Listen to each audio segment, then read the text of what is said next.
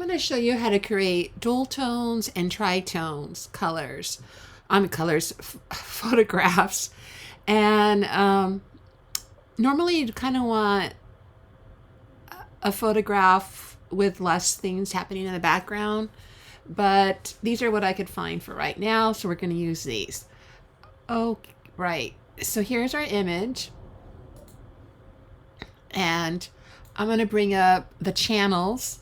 And to get your channels, you go to Window, Channels, and then I'm going to bring it back. So here are our channels.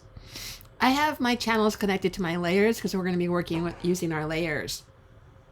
And as I scroll through, I'm looking for an image that has a lot of highlights.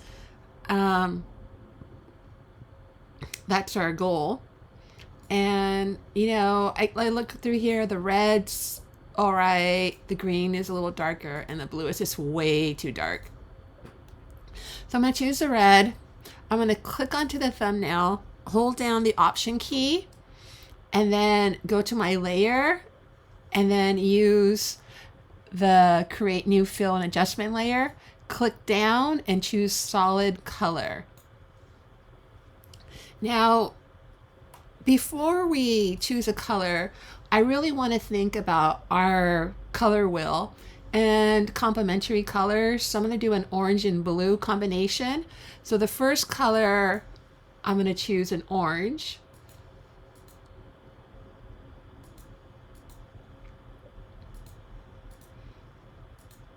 Which is about right here.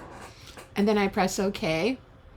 And then I'm going to collect, so remember this is a dual tone, and then I click onto my background, then I select solid color, and this time I'm going to choose a blue, and maybe like a darker color, and then I press OK. So now I have a dual tone. But I want to play around with, show you different examples of playing around with the photographs. So here I have, these are just solid colors. So I'm going to turn everything off. You see a solid color blue is right underneath, and right on top are kind of our highlights. So let me go ahead and open up another file. So file open, and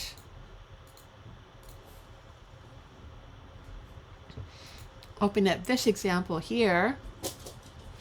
And in this example, I was able to play around with different color tones. Here's our orange and blue. It looks kind of nasty, to tell you the truth. But then I added a layer on top of that, another layer, and I added this like green, yellow green, and it pops so much more. This is a tritone because I'm using 3 different colors. Let's go back to our first example that we had here. This is our dual tone, and then I'm going to go back to our RGB channel, well, channels, and then I'm going to choose red. I'm going to click onto the thumbnail, hold down the Option key. You can see now we have the marching ants. Go back to our layers, then select solid color. And this time I'm going to choose like a yellowy green, and then press OK. So now we have 3 colors, and I'll put this one up on top. It's a tritone, even though it's harder to see. Let's look at the yellow green with just the blue, and then with the orange. It doesn't look as good as this one. It just seems to pop these color combinations. Now you can change your fill colors to whatever you want. So I'm going to leave this one alone, turn it off, and turn on let's turn these off, and the background. So here's one of my previous examples. If I double click onto the color wheel, I can choose a different color. for it to be.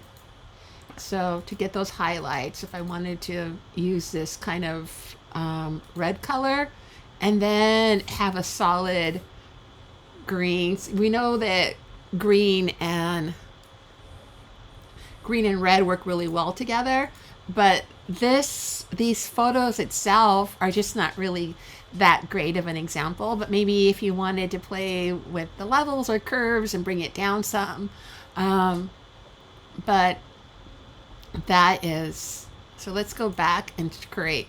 So here's the two, orange and blue, and then on top of it I put a shade of yellow, and that's really nice. I really like that. Let's look at our first example that we have here, and let's go back to the first. So I have the blue on top, excuse me, the orange on top and the blue on the bottom. And that's the same thing, but they're different shades.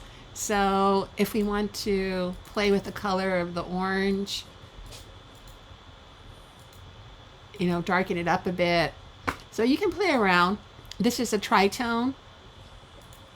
This is a dual tone.